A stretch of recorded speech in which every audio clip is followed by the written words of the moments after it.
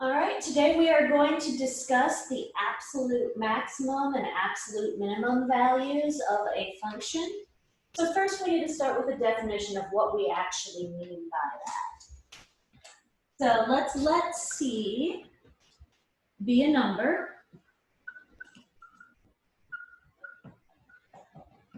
in the domain D of some function f of x.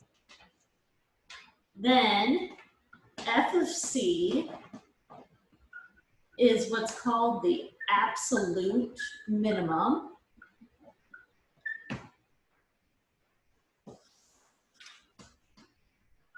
value of the function on D if f of C is less than or equal to f of x for all x in D.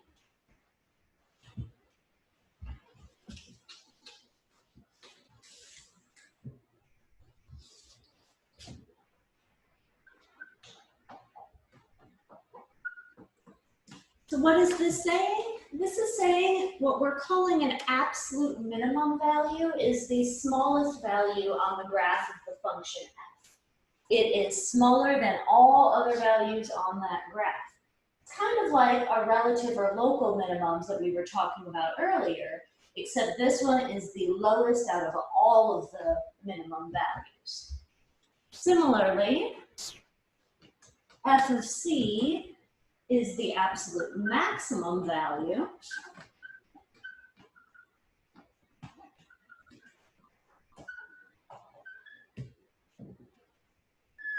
of our function on our domain D if f of C happens to be greater than or equal to f of x for all x in the domain.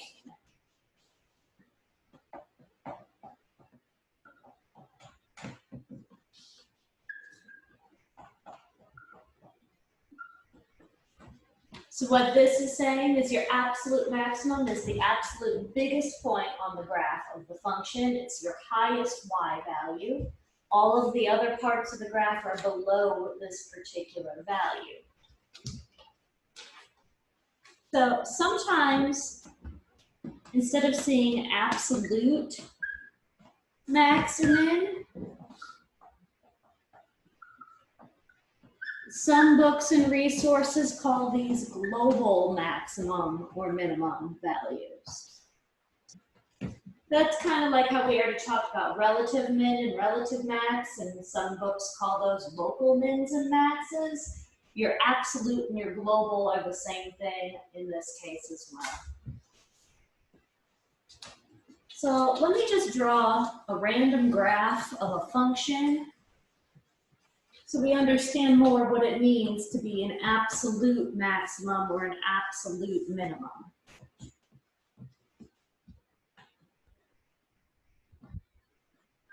So here's just some random graph of a function, like that. I don't know what this function is, but it doesn't matter. That function right there is f of x. I have a left endpoint over here. My graph doesn't go on forever. And I have a right endpoint over here. So we've already talked about local or relative minima and maxima. And on this particular graph, I see that I have 1, 2, 3 of our relative maximum values.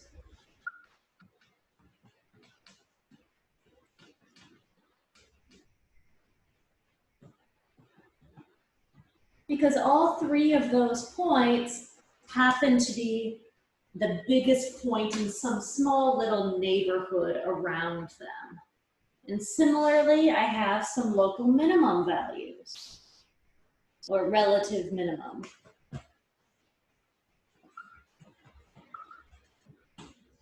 But now we've just learned what the definition of an absolute maximum and absolute minimum is.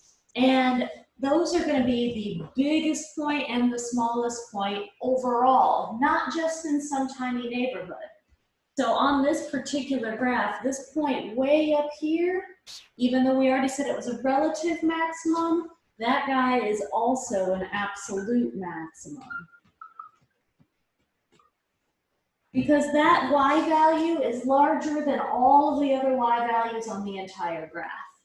And similarly, this point way down here at the bottom, it is an absolute minimum because it is lower than all of the other points on the graph. So notice that your absolute maximum and your absolute minimum are also relative maximums and minimums.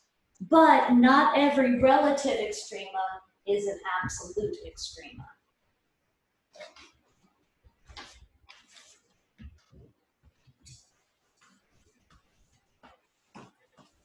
So now we're ready for a theorem.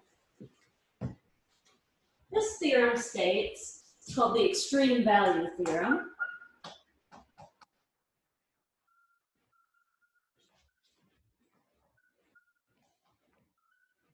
And the extreme value theorem states that if our function f is continuous on a closed interval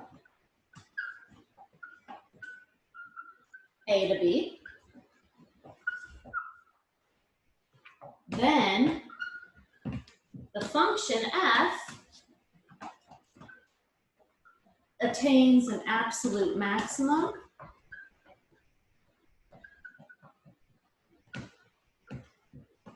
and an absolute minimum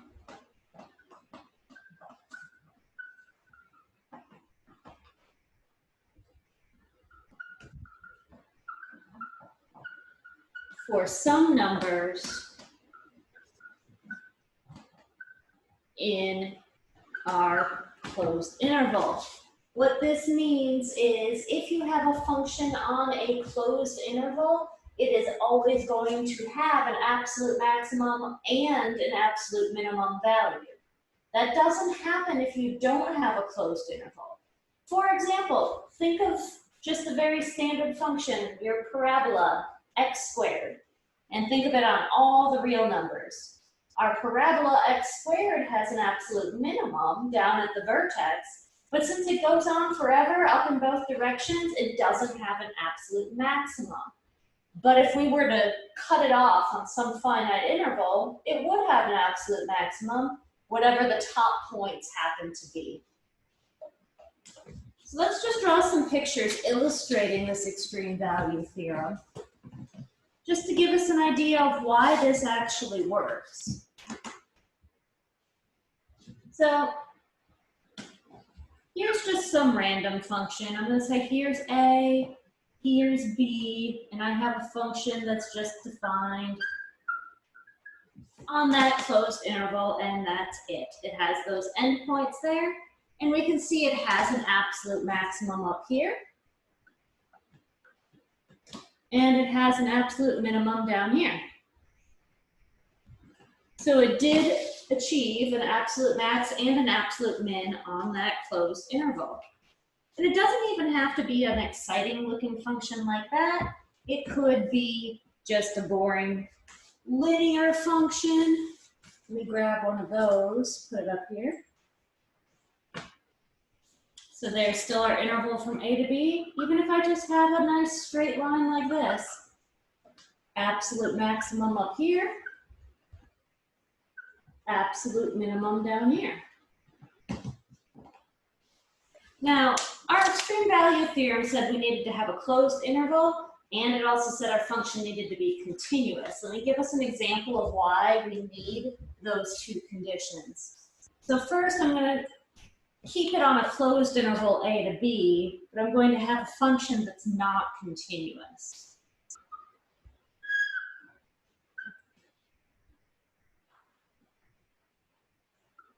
Something like that. That's a function. It's on a closed interval A to B, but it no longer has an absolute maximum. I still have an absolute minimum here, I don't have an absolute maximum because you would like to say it's way up here, but this point isn't actually a point on the graph, that's a hole.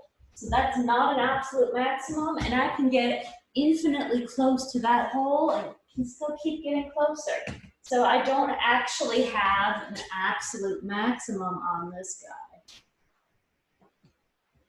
We need to have the function continuous in order to guarantee that absolute max and that absolute min. And similarly, let's draw a continuous function, but let's say instead of it being on a closed interval, I have an asymptote here at b, so I'm on an open interval. And I'll have a hole here, so I'm going to be on the open interval AB. There's no absolute minimum because, again, like our last example, I have a hole. I can keep getting smaller and smaller and smaller and never actually reach that value because it's not in my domain. And as I get closer and closer to B, I'm going up towards infinity, so there's no absolute maximum on there either. So this example has no absolute extrema at all. So we need to learn how to find absolute extrema without having to look at the graph.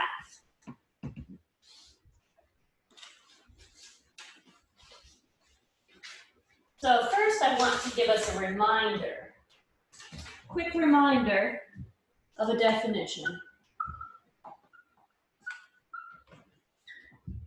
A critical number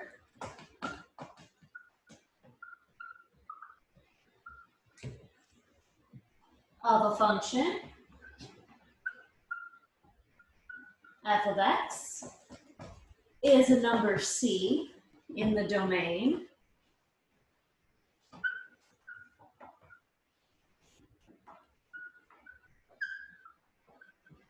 such that your derivative, f prime of c, is either equal to 0 or is undefined.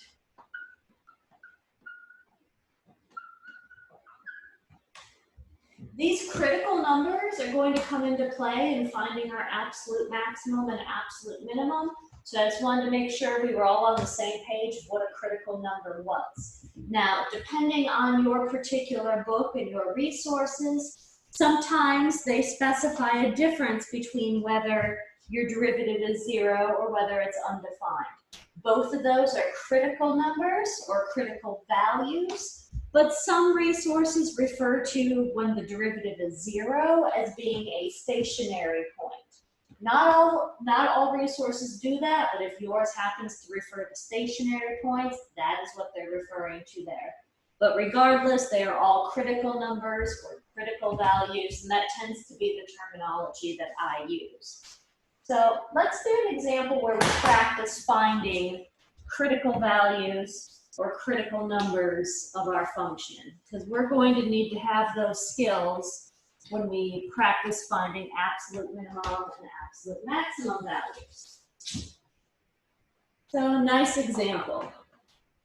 Find the critical numbers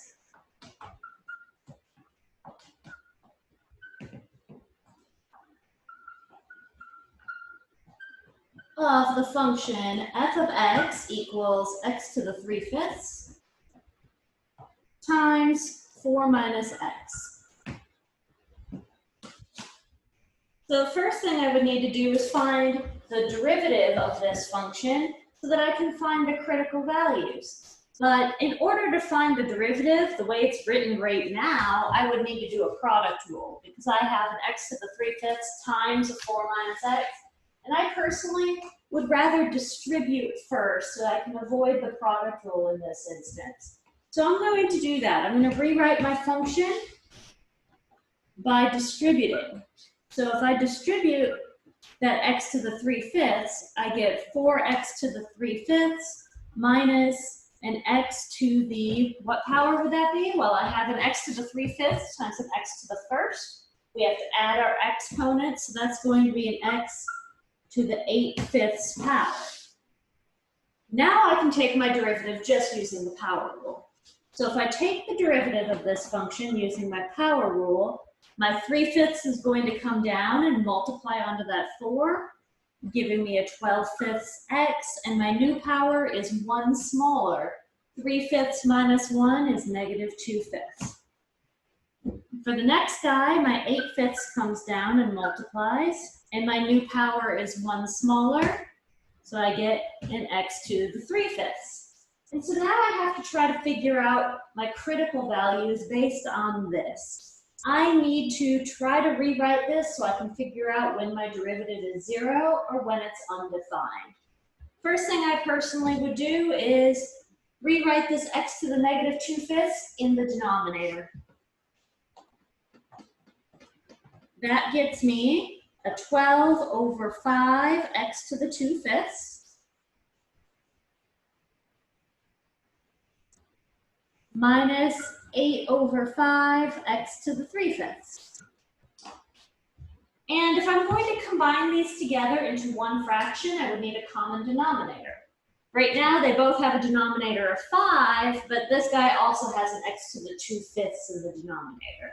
So in order to write it together, I would need to multiply my second term over here by an x to the 2/5 over x to the 2/5. When I do that, I have a 12 over 5x to the 2/5 minus an 8 over 5x to the 2/5. And then my x to the 3/5 times that x to the 2/5 is just an x. You add those exponents together.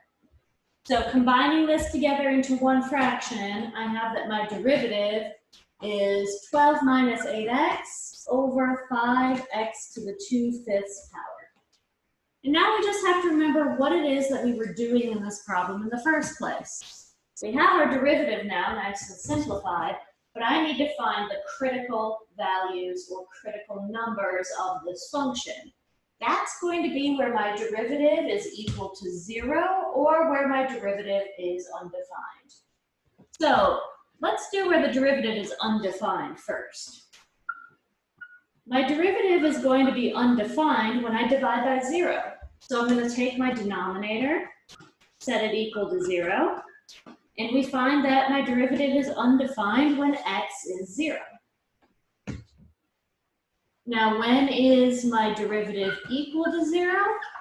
Well, it's equal to 0 when the numerator is equal to 0, which is when 12 is equal to 8x, and if I divide by 8, I get x is equal to 12 over 8, which is the same thing as 3 over 2. So I had 12 over 8, and then I simplified my fraction.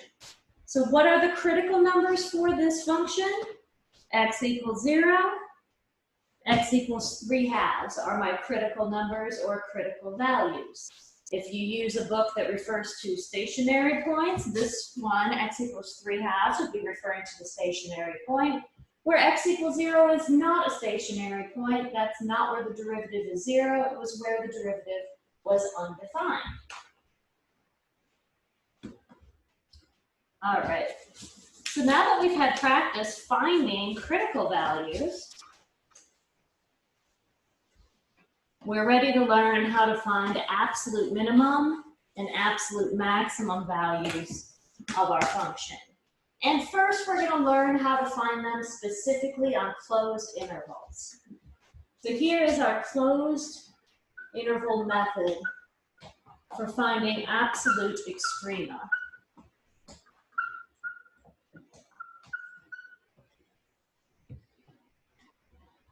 So this method is to find the absolute, maximum or minimum values of a continuous function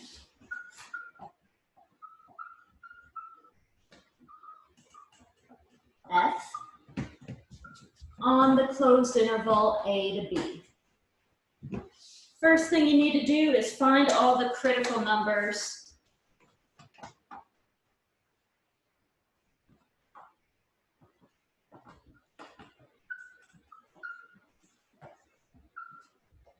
of f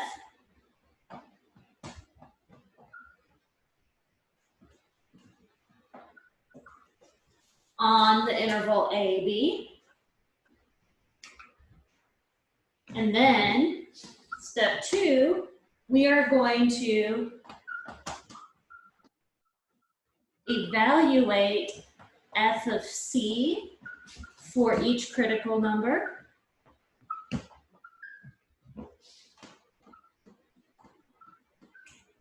And we're also going to evaluate f of a and f of b, the value we get when we plug the endpoints of our interval into our function.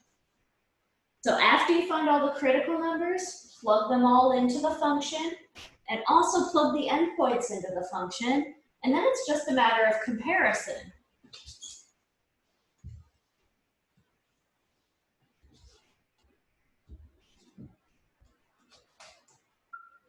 The largest value from step 2 is the absolute maximum. And the smallest value from step 2 is the absolute minimum. Now, sometimes you are going to get more than one absolute maximum and absolute minimum. How does that happen? Well, you just happen to get the same value for more than one of these numbers that we're plugging in. And that's okay. It's okay to have the absolute maximum occur more than once, but you just have to make sure you get the same value and it is larger than all of the other values, or smaller if you're talking about the minimum. So let's do an example, finding an absolute max and absolute min on a closed interval.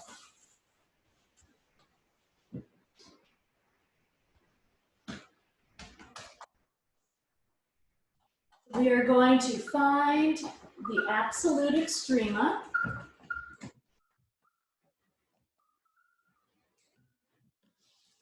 of the function.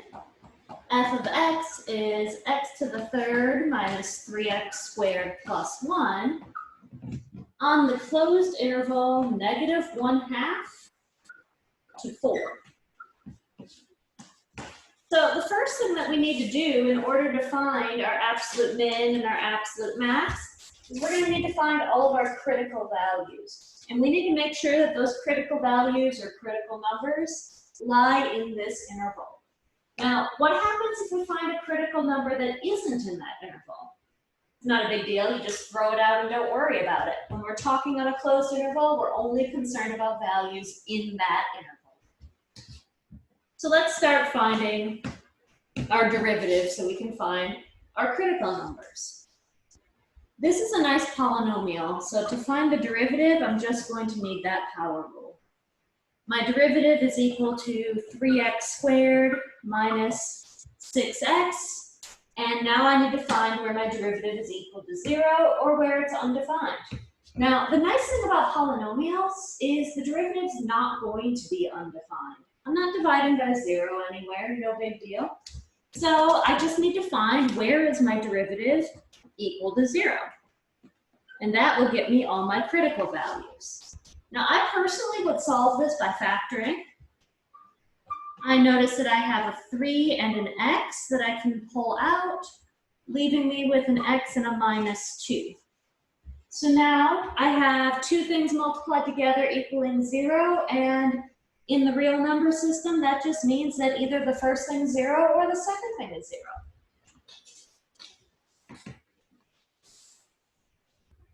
So I have either 0 is equal to 3x or 0 is equal to x minus 2.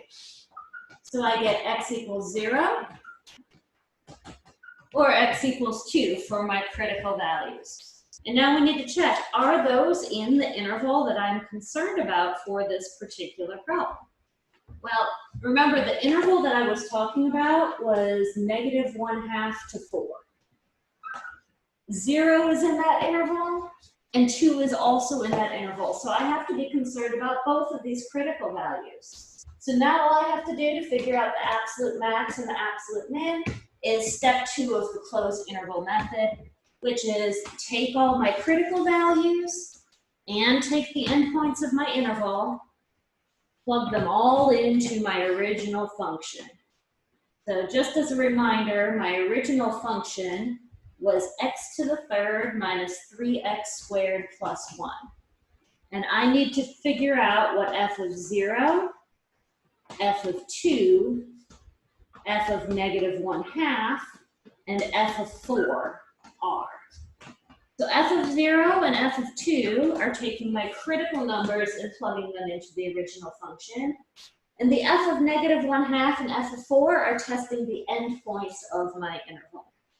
So now if I plug all this stuff in, f of 0 is 0 to the third minus 3 times 0 squared plus 1 is just 1. F of 2, 2 to the third minus 3 times 2 squared plus 1. Well, this is going to be an 8 minus 12 plus 1. That's negative 3. When I plug in my negative 1/2, I get negative 1/2 cubed minus 3 times negative 1/2 squared plus 1. So this is negative 1/8, and then a minus 3/4, and plus 1. I add all those fractions together and I get 1/8. And lastly, when I plug in the 4, 4 to the third minus 3 times 4 squared plus 1, I get 64 minus 48 plus 1 is 17. So now all I have to do to figure out my absolute max and absolute min is look at the results that I got. The largest number is your absolute max, so that's going to be 17. And the smallest number is going to be our absolute min, which in this case is negative 3. So that means that my function has an absolute maximum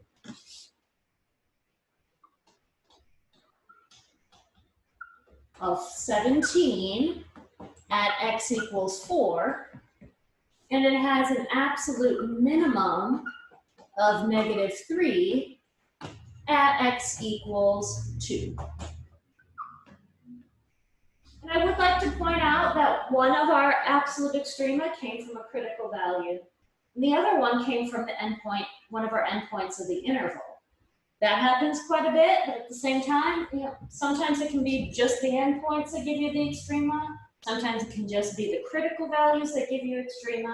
You have to make sure on closed intervals that you're checking all of the critical values and both endpoints, because you never really know where the absolute max and absolute min are going to occur. All right, so that's how we find our absolute max and absolute min on a closed interval. But what if it's not a closed interval? Then I'm not going to have endpoints to check, and I can't use this method anymore. To figure out if you have an absolute max or an absolute min, or even a relative max or min on a not closed interval, you might want to utilize something called the second derivative test. So let me write that down for us. The second derivative test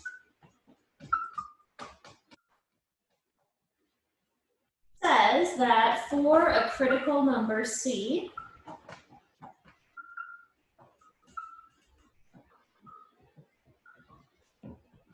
if the second derivative of our function with c plugged into it is bigger than 0, then c corresponds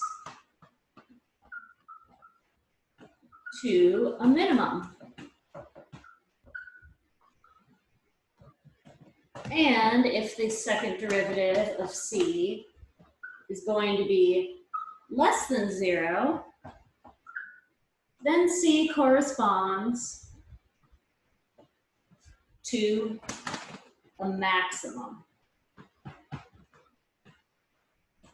Now, when I first learned the second derivative test, I was not a big fan of it. It went against what my brain personally wanted to believe. So I see second derivative being bigger than 0, and my brain wants that to be a maximum.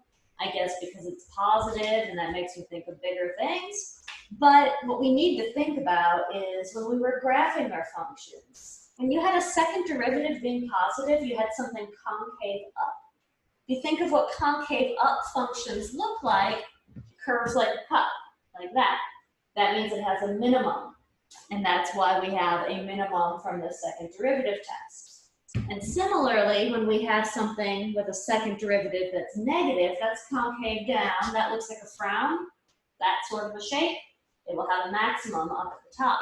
So that is why we have a maximum here. And that's how I learned how to memorize the second derivative test, is by thinking about concavity and what those shapes look like. So we're going to use this second derivative test on our very next example, trying to find any absolute maximums or minimums of a slightly more complicated function. We're going to find any absolute extrema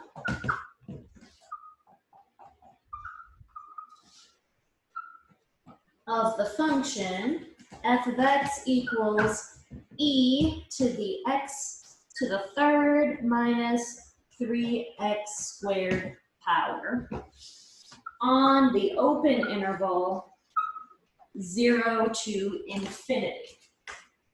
So if I'm trying to find absolute extrema on an open interval, you're still going to want to find your critical values. If you're going to have a maximum or a minimum somewhere, it's going to happen at a critical value, or if you're on a closed interval, on one of your endpoints. So you should always start by finding your critical values.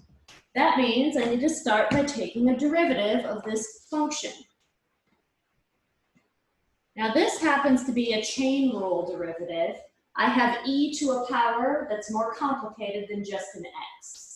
So I know that the derivative of an exponential always starts with being itself. And then I need to multiply by the derivative of its exponent using my chain rule.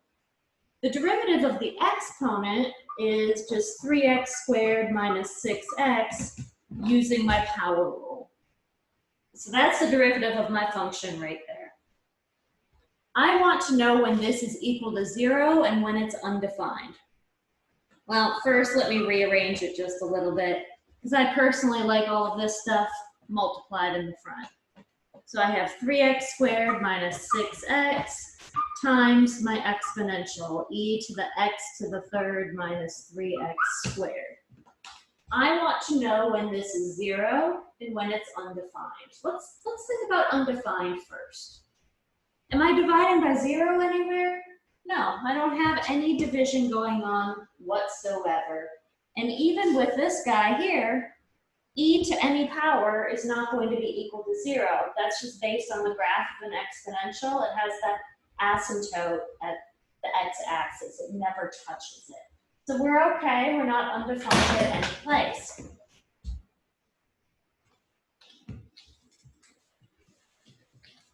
I need to find out when this is equal to 0 now.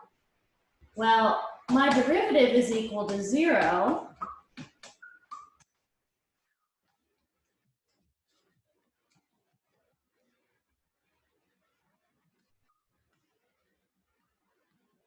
when either this first piece is equal to 0 or that exponential is equal to 0. But like we already said, that exponential is always going to be positive. It's not going to be negative. It's not going to be 0. So I don't even have to worry about that piece. I just have to figure out when this 3x squared minus 6x is equal to 0. And I can do that by factoring. And just like the problem we were working on before, I get either x is 0 or x is 2. But now we need to remember what our domain was. We were working on the domain 0 to infinity, but it was an open interval. We did not include 0 in those values. That means I can throw out this critical value, x equals 0, because it's not in my domain. but x equals 2 is in my domain, so that could be my absolute max or my absolute min. But this is where doing this on an open interval is different than on a closed interval. I'm not just going to take that 2 and plug it into my function, because I don't have other critical values to compare that value to. I don't have any endpoints to plug in. So if I plug in x equals 2, it's going to tell me the value of the function at 2, but I don't have any information to know if that's a max or a min. We're going to try our second derivative test for the very first time. So let me just write a note to myself. I'm using x equals 2 as my critical value. And I'm going to try to figure out if that's an absolute max or an absolute min. So this was the derivative of my function. And I want to figure this out using my second derivative test. So we're going to need to take the second derivative of this guy. It's going to be a product rule, but it's also going to be a chain rule for when I take the derivative of my exponential. So taking my second derivative using product rule, I get the first guy times the derivative of the second guy, which is itself, times the derivative of its exponent. And then the rest of my product rule says I have plus the second guy times the derivative of the first guy. And the derivative of the first guy there is 6x minus 6. So that's a pretty ugly looking derivative, but it's okay. It's not the worst thing in the world. So what I'm going to have is, let me rewrite this a little bit better. I can factor out that e to the x to the third minus 3x squared that's in common. And what I have left behind is a 3x squared minus 6x, but I have 2 of them, one here and one here. And I also have this 6x minus 6 left over when I factor out that exponential. So that's still pretty ugly, but it's okay because we have a value that we're going to be plugging in. And the second derivative test just cares, do we get something positive? Do we get something negative? So let's try plugging in our x equals 2 into this second derivative and just see what we get. My second derivative at 2 is equal to e to the 2 to the third minus 3 times 2 squared times 3 times 2 squared minus 6 times 2 all squared plus 6 times 2 minus 6. And let's simplify this guy a little bit. This is e to the 2 to the third is 8, and this guy here is a minus 12, so that's e to the negative 4 times 2 squared is 4 times 3 is 12, and 6 times 2 is also 12, so this is 0 squared. That's just 0. So all I have left over here is 6 times 2, which is 12, minus my 6. And now it's not so bad to look at.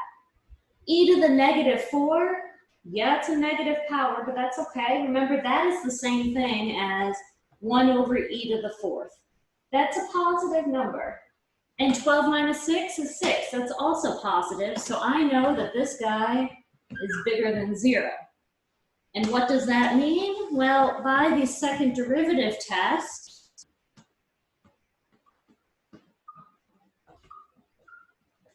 we have a we have a minimum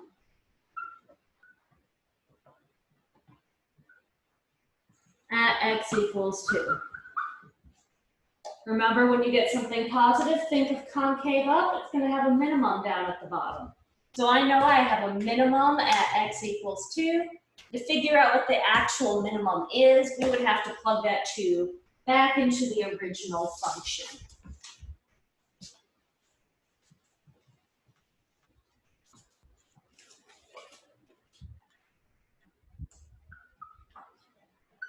So we have an absolute minimum of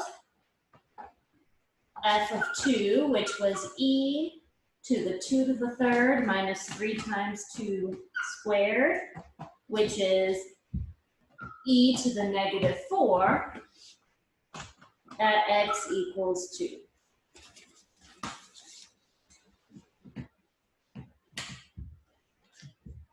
All right, so we've had practice today finding the absolute max and absolute min on closed intervals and on open intervals. On closed intervals, remember you find all your critical values, plug them into the function, and plug the endpoints of the interval into the function. The largest result is your absolute max, the smallest result is your absolute min. On an open interval, you're likely going to have to use the second derivative test that we just learned. Find all your critical values and then determine if you have a max or a min by taking the second derivative and checking the values using that test. So that's about all I have for you today. If you have any questions, please leave them down below, or if you're a current student of mine, you may ask me through email or during office hours, and I will see everybody next time.